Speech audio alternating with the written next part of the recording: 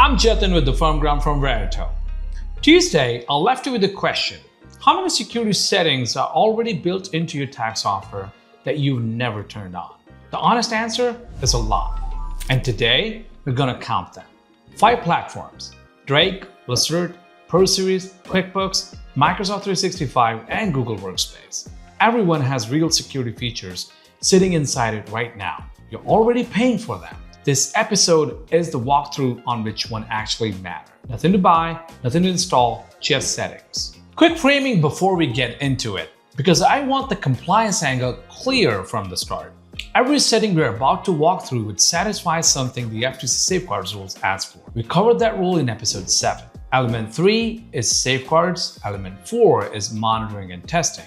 Most of what you're about to see is exactly what those elements require. So the story isn't add more tools, it's turn on what you have, document it, put a screenshot in the file, and you've closed a compliance gap you didn't even know was open. So let's go platform by platform. Platform 1, Drake Tax. Start with Drake because for a lot of tax practices, Drake is where the work actually happens. 3 settings I want you to look at. Number 1, user setup. Drake supports individual logins with permission levels, which means every person on your team can and should have their own account with only the access they need. Not a shared login, not one master password. Individual logins tied to individual people. That's the baseline for any audit trail. Number 2, audit log. Drake tracks who did what inside the software, which returns were opened, what was changed, when it happened. This is the exact kind of monitoring the FTC Element 4 expects, and the log has been in the product for a long time. Most firms just never look at it. Number 3, data encryption. Drake supports encryption of stored data and encrypted transmission for e-file. Turn it on, confirm it's on, and note it in your WISP. 3 settings, all already there, all map cleanly to what the IRS Publication 4457 Security 6 asks for. Platform 2, Lacerte and ProSeries. Lacerte and ProSeries are both Intuit products, so the security surface is similar. Again, 3 areas to check. Number 1, e-file PIN protection. Both platforms let you require a PIN before an e-file transmission goes through, which prevents the scenario where somebody in the office triggers a filing without the right authorization. This is a hard control on one of the highest risk actions in your workflow.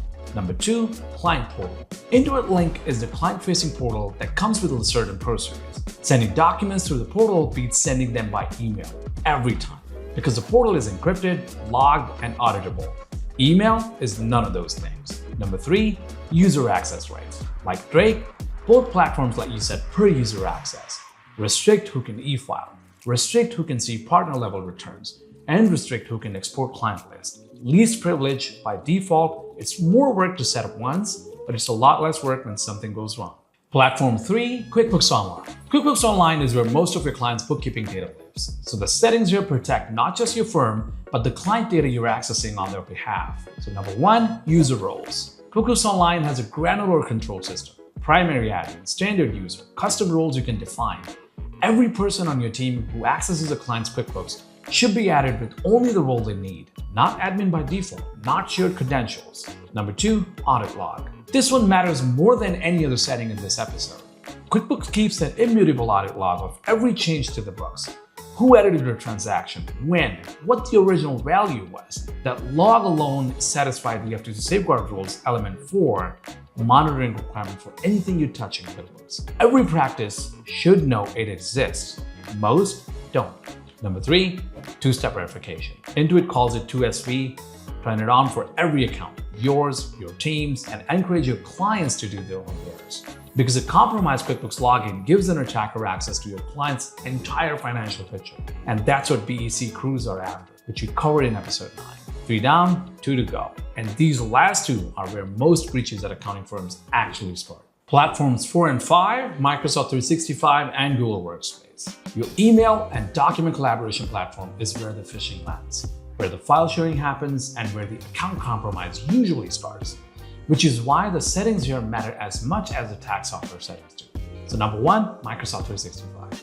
3 features to look at in order of impact. First, conditional access. A policy engine that lets you require MFA, block sign-ins from unusual locations, and enforce compliant devices. Available on Business Premium and higher plans. So if you have that license and haven't turned conditional access on, That's the single biggest security win sitting on your shelf. Number 2, Purview Data Loss Prevention, DLP for short. Rules that catch sensitive data before it leaves your organization. If a preparer accidentally attaches a return with a social security number to an outbound email, DLP can block it or flag it, built into the platform. Third, sensitivity labels. Tag files by classification. Confidential client data gets treated differently from general firm documents. Labels drive DLP behavior automatically, which means you set the rules once and let the system enforce them. Number 2, Google Workspace. Also 3 features similar in spirit. First, Advanced Protection Program. Google's most locked down account tier. Requires security keys, blocks third-party apps, and adds extra scanning. Enroll partners, admins, and anyone with financial authority. Second, Context-Aware Access. Google's version of conditional access. Enforce which devices, networks, and locations can reach Workspace apps. Available on enterprise plans. Third, 2SV enforcement at the org level. Not just available, required, because voluntary MFA rollout never actually finishes. So pick your platform, turn on the 3 features I just walked through, document the configuration, that's the segment.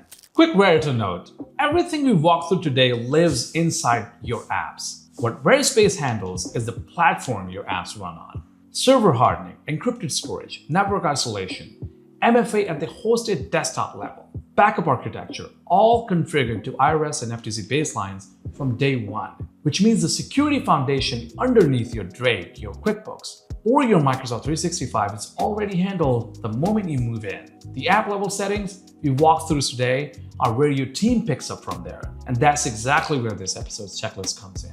If you would like a partner to go through the app level walkthrough with your team, reach out. That's the kind of thing we help firms with all the time.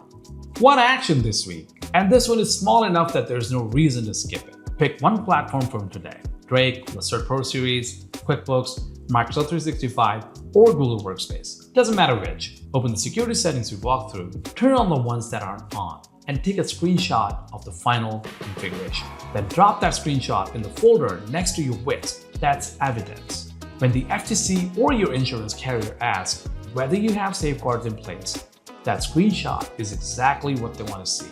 Quick recap by platform so you know where to start. Drake, user setup, audit log, data encryption. For certain ProSeries, e-file pin protection, Intuit Link portal, user access rights. QuickBooks Online, user roles, audit log, 2-step verification. Microsoft 365, conditional access, Purview DLP, sensitivity labels. Google Workspace, advanced protection program, context-aware access, 2SV enforcement. Tuesday's question was how many settings you already had that you'd never turned on. 15 settings across 5 platforms. That's what we just walked through. Every one of them already paid for. Every one of them a documented safeguards the moment you flip the switch. Quick question for Tuesday. What's the actual federal law that FTC Safeguards Rule and IRS Publication 4557 both come out of? Because it's not either of those. There's something underneath both of them. Written in 1999, named after 2 senators nobody remembers, and it's the reason your firm is a financial institution in the first place. Next Tuesday, we get into GLBA. I'm Jatin. This is Firm Ground from Verito. Stay safe and stay blessed.